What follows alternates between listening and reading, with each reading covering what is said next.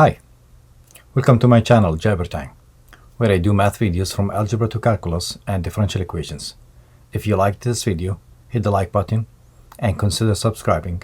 If you have any comments, leave them down below. I want to thank you for watching and hope to see you again. Today I'm going to talk about optimization problems, and it's a little bit lengthy section.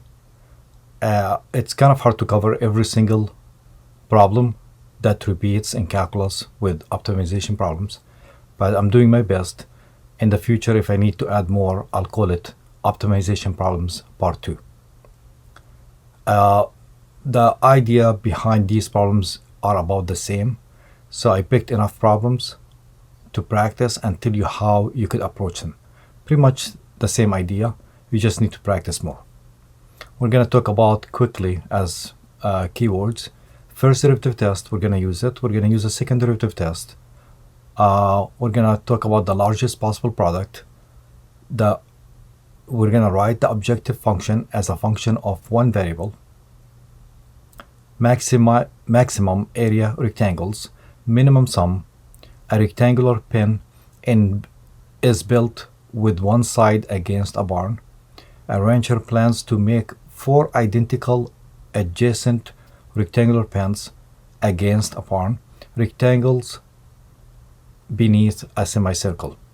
In this problem right here, I'm gonna use the second derivative test for optimization, and we will see that. So stay with me and you will see that in detail. It's kind of handy if you don't have endpoints and like the first problem and the second one. When it's unlimited, you could just use the second derivative test, which is a quick way to do it sometimes. In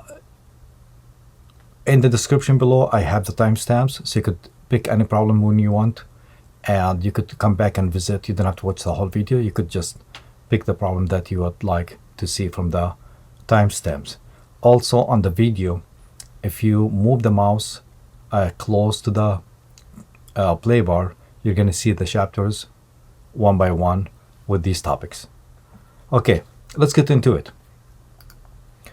Optimization problems. First example, what two non-negative real numbers with a sum of 30 have the largest possible product?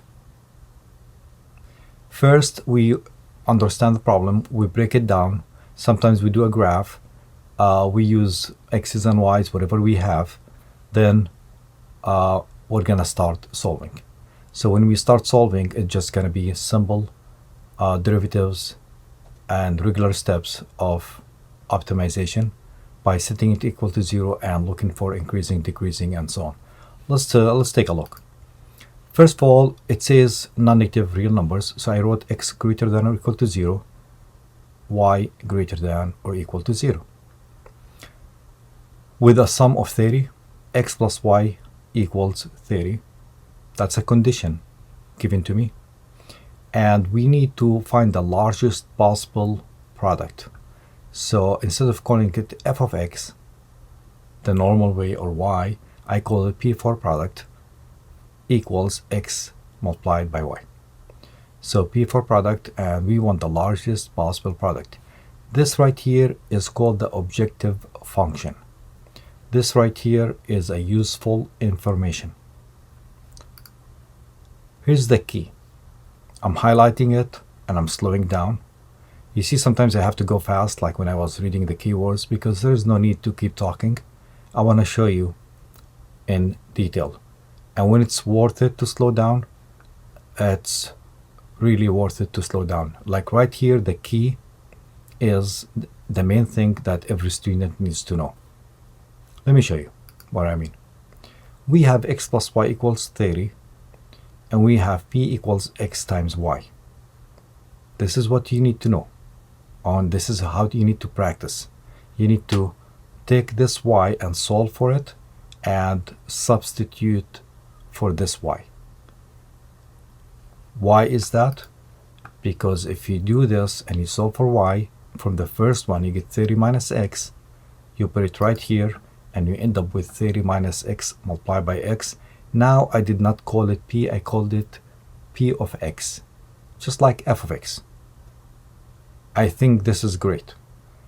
This is a main idea for optimization problems that you want to keep in mind. That's why I wrote the term, the key, highlighted, and I slowed down right here.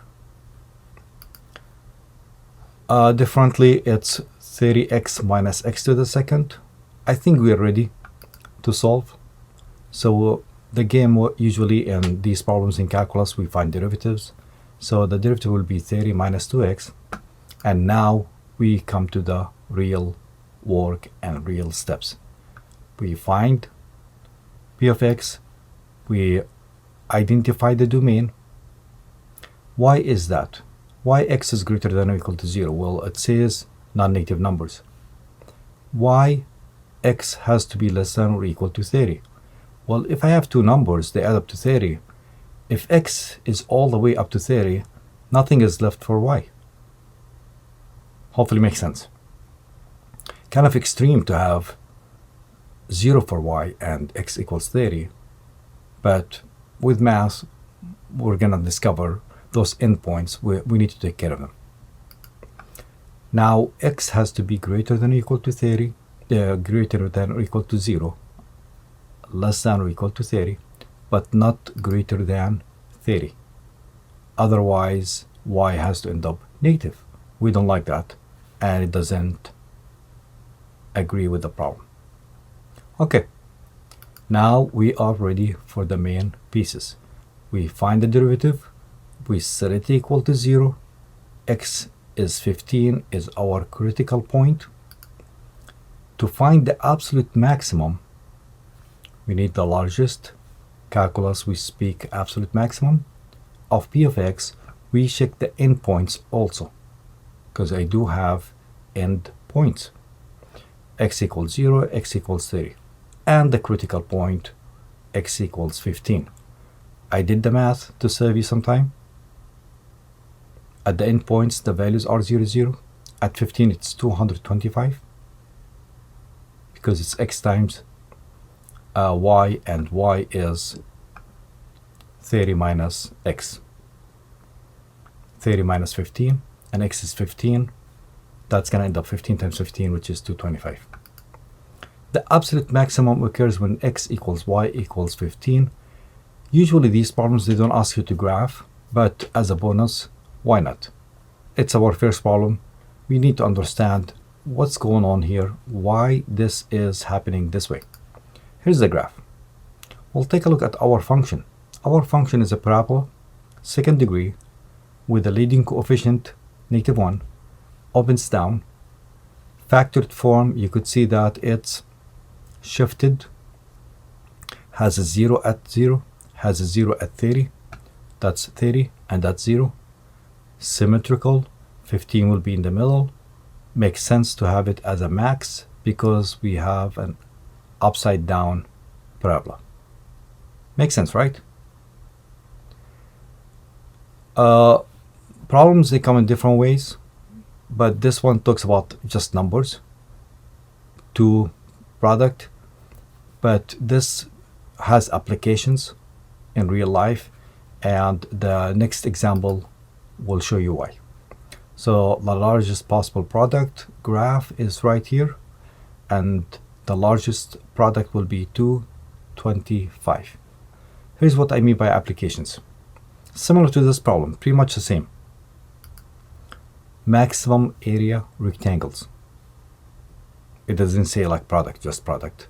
Well, in area of rectangles, you're gonna multiply x times y or length times width. That's why you could call it application. Of all rectangles with a perimeter of 10, which one has the maximum area? So similar to the first problem. Let x and y be dimensions of the rectangle. So the perimeter is 2x plus 2y. The perimeter is 10.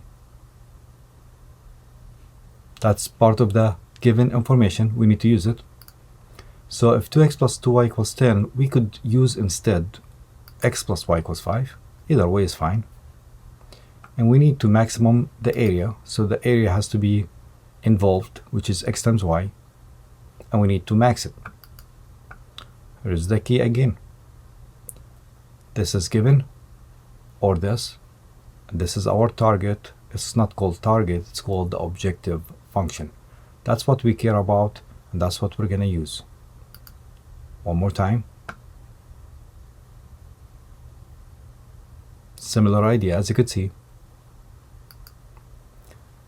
We solve for y, 5 minus x. We plug it in here and multiply, so I could use the derivative easier this way than the product rule. We know that x and y cannot be less than 0. Well, of course, 0 just to use the endpoint. If x is all the way, y has to be 0. And x has to be greater than 0, but less than 5. Well, think about it. The perimeter is 10. So if x is the bottom side, which is the top side also, x and x, if this is 5 and this is 5, that's total 10. Nothing is left for the y part. So extreme value will be like 5, considered as an endpoint. So here's our main objective function with its domain. All this right here is to get started, and now we get to the calculus work. Here's a prime, we set it equal to 0, solve for x, we get 5 over 2 as a critical point. To find the absolute maximum, again we check the critical point and the endpoints. To save you some time, I did the math, plug in 5 over 2 for x right here. In a of x, I got 25 over 4.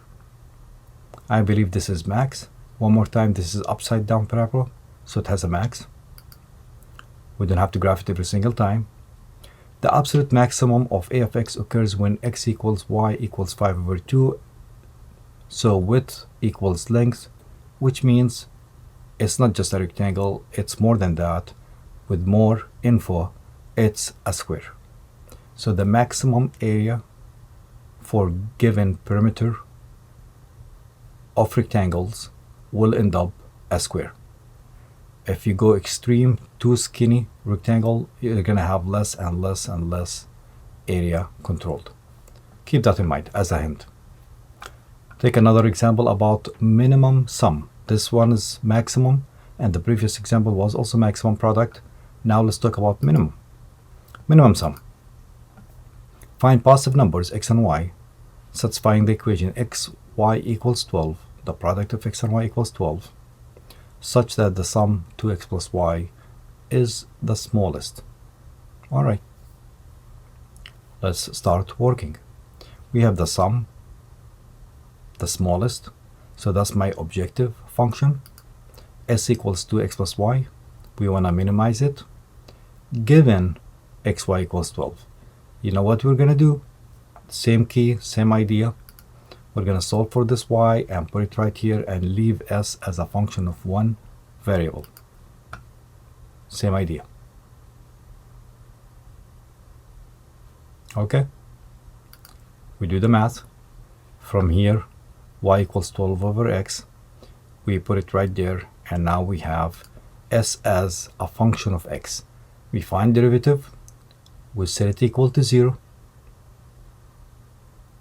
I don't want to read this and waste your time, but you could see it and make a note out of it if you need to.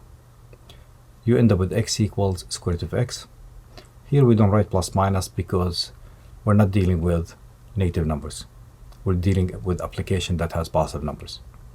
That's the reason why. Okay, now we have one critical point, which is x equals square root of x, and s prime equals derivative of this right here of s 2x plus 12 over x was done right here. Copy it right there. Now we're going to do the first derivative test. Here's a first derivative line with its signs. At square root of 6, it's 0. Plug in any number above square root of 6, you will end up with positive. Plug in any number between 0 and square root of 6, because we can't go lower than 0, positive. You end up with a negative s prime. That means s is decreasing, then s is increasing, which means you have a minimum at x equals square root of 6. Well, that also makes sense because our function right here is 2x plus 12 over x. This right here, well, if you graph it, it's not a second degree. It's gonna show that we have a minimum at square root of 6. I don't have the graph handy, so I can't keep talking or confuse you with that. So we have a minimum at x equals square root of 6. Also, in x equals square root of 6, we have y equals 12 over x, which is 12 over square root of 6, and that is 2 square root of 6. Final answer, because that's what they want. Find positive numbers x and y. That's my answer. All right. We're gonna move on to another problem. They're not asking me for the smallest value, but sometimes they just add it. A rectangular pen is built with one side against a barn. 200 meters of fencing are used for the other 3 sides of the pen. What dimensions maximize the area of the pen? A graph will help in this case. You could see the graph. Reading it again and pointing to the graph, you'll see more. A rectangular pen is built with one side against a barn. One side is built against a barn. 200 meters of fencing. That means this much and this much and this much will be our 200. What dimensions will maximize the area of the pen? What's x value and y value such that we have this as a max? We know how to play the game, and we need a function or the objective function to be one variable, and we have given the 200 as to use. So here's the key. 2x plus y, 2x plus y equals 200. We need to maximize the area, maximize the area. So our objective function is xy, x times y. Solve for y, plug it in here. I got 200 minus 2x, multiply distributive property, so you could find the derivative. Now, we're using here 200 meters of fencing, and we're gonna focus on x, as you could see, a of x. So x could be 0, which is extreme. That means nothing here. And x could go all the way down to 100. If x is 100, that means on this side also we have 100. We're using the 200. So nothing is left for the y variable. So this is our main function. Before these applications, we just give it to students to practice as f of x equal and the interval, closed interval from 0 to 100. But now you could see the benefit of calculus in real life and the use of derivatives and so on.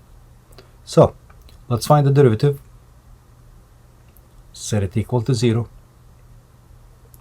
Find x equals 50 after you move this to the side and divide by 4. So we have a critical point and we have endpoints. We know the game. We plug in 50 and plug in 0 and plug in 100 and compare. Plug in 50 in the original equation, and that's what I have. The absolute maximum of a occurs when x equals 50, as you could see, and y will be, just plug it from here, 200 minus 2 times 50, which is 100. That answers the question. If they want the maximum area, you could add it, but we're not asked for it. Here's another problem. A rancher plans to make 4 identical and adjacent rectangular pens. Before I move on, I want to save you some time. I'll show you the graph. 4 identical pens, rectangular, against a barn, each with an area of 100 meters square. What are the dimensions of each pen, X and Y, that minimize the amount of fencing? So it's not similar to the last problem. The last problem, we are looking for maximum area given the fence length. Here we have the area given as fixed, and the main objective is the fencing. We need to use minimum amount of fencing.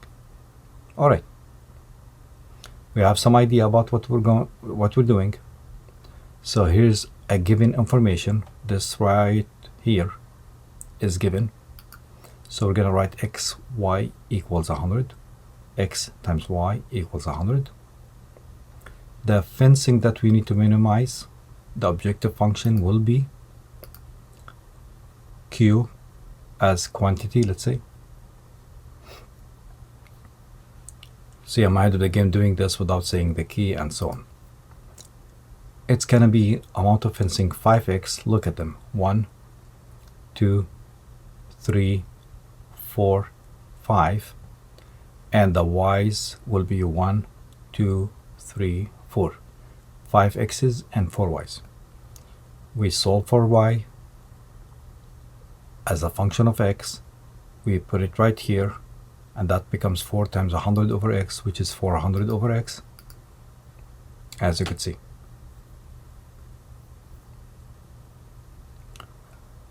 Now, 5x plus 400 over x is our function, and we're going from 0 to infinity, as if you could go all the way without limitations of fencing. Find q prime. To do this part, you could do the following. You could read this as 400x to the power minus 1. To find the derivative, minus 1 comes in the front, and the exponent becomes minus 1, which is negative 2, and you bring it down. Solve for x by moving this, cross multiply, and divide by 5. I got square root of 80, or simplified to 4 square root of 5. Either way is fine. In this problem, I'm gonna use both tests. You don't have to, but this is more like a lecture to show you how you could take the benefit of when you have no limitations, that you could use a second derivative test. The critical point corresponds to a local minimum or a local maximum. In this case, we're gonna have it as a local minimum because that's what we expect. It's gonna be also the absolute minimum because we don't have any endpoints. In this case, we're gonna go all the way. First derivative test at square root of 80, which is 4 square root of 5, not 5 square root of 5, 4, is 0. Tested on the left, it's going to be decreasing. Tested on the right, is going to be increasing. Or use the second derivative test. You know how to find the derivative of the derivative. This is my first derivative, which is up here. Find the second derivative, same concept. Set it equal to 0. We can't, as you can see. Plug in square root of 80 right here. Square root of 80 means 80 to the power half. 80 to the power half to the power 3 is positive. We're not worried about how much. 800 over that, it's going to be positive. That means this critical point is a minimum, and it's going to be the only one that we have, so it's going to be an absolute minimum. The dimensions which require the least fencing are x equals 4 square root of 5 and y equals 100 over that much, or simplified to 5 square root of 5. That should do it for this problem, but as you notice, you could use either way since it's open and wouldn't have closed in this case. A rectangle beneath a semicircle. That's going to be my last example for this video. A rectangle is constructed with its base on the diameter of a semicircle with radius of 5 centimeter and its two other vertices on the semicircle. Here's a graph to explain more. So this is a semicircle. The rectangle is sitting with its base on the diameter of the semicircle, and the other two vertices are on the semicircle. I'm missing part of the problem, but I could expect what they want. We have limitations here, and we need the area to be considered as our objective function. I think they want the maximum area, not the minimum area, because the minimum area is going to be 0. Imagine if we have nothing left for the height, so the rectangle is going to be all the way this way, no height. That's going to be 0. Or you give nothing for the base and you give everything to the height, so it's going to go like this, so skinny that you don't see any area. So I don't think they're going to consider the minimum area. We're going to find the maximum area that we could build that rectangle with those conditions inside the semicircle. So let's move on. Our limitations is x has to go from 0 to 5. Which x? If you graph this on the origin, on the x-axis, I could consider the values of this part to go from 0 to x. See, this is x, not 1 or 2 or 3 or 3.1. So this x is a mover that could go all the way to 5 if I want to go extreme. This is like a generic graph of this rectangle, but if you want x to be 1, you're kind of like right here, because if this is like 5, and the rectangle will look like this. Okay, so you have different rectangles with different dimensions. Less base means more height, and so on. Okay, we agree on this, right? From here to x, and x has to go from 0, maximum 5, cannot exceed 5. This is a rectangle outside. We're looking at this part and we're taking advantage of the Pythagorean theorem. X squared plus y squared, if you want to call it y instead of height, and we have this as a hypotenuse, which is 5. The radius is 5, but in our case it's called hypotenuse.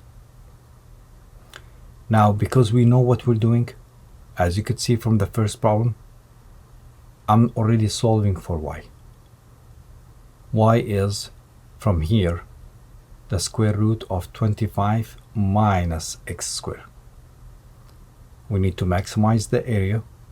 The area is going to be 2x times this much. I'm not going to call it y anymore, which is this much. Why the base is 2x? Well, from here to here it's x, but this is identical to this, which is another length of x. So the whole base of the rectangle is 2x.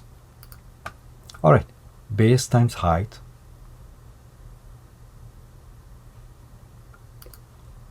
a prime, use the product rule, derivative of this, copy them, derivative of this, and we're not spending time finding derivatives here, but just to give you an idea. So instead of skipping those steps, I'm displaying it for you so you could test it yourself. trying to save you some time. Combine these and make it one fraction with a common denominator, set it equal to 0. That means with algebra steps, x equals 5 over square root of 2, which belongs to my interval, because we're going from 0 to 5, and it's not on the endpoints, as you could see. At the endpoints, we have 0. As I said earlier, if you want to go all the way, you're going to have area equals 0. If you have nothing for x, it's going to be a rectangle like this with no area. So the area, which is a max, has a width of 2x equals 10 over square root of 2, and a height of y this much. Plug in the value of x, which is 5 over square root of 2, right here, square it. It's 25 over 2 instead of square root of 2. Simplify it. It's 5 over square root of 2 centimeter. I know it's not rationalized, but in calculus sometimes we don't care much about this. We care about the flow of the work and the accuracy of the answers. This video, I'm trying to not to make it too lengthy, like a 45 or 1 hour video, and I could, because there is too many problems that they are all interesting to practice about optimization, and I picked some problems to give you an idea how you could start and practice more. If there is a big demand, and I have some time later on also, I will add another video, but I'll call it Optimization Problems Part 2. It will be useful, but at this time I just need to move on because there's more videos that I need to record and upload. So hopefully my message is clear, and hopefully my notes are so clear to tell you how you could approach the problems, how could you use this first derivative test, second derivative test, and how before you start using calculus as first derivative and critical points, how you're gonna set up the objective function in terms of one variable. Thank you for watching, and I'll see you in the next one. Thank you for watching. If you like this video, hit the like button and subscribe, and I'll see you next time. Thank you.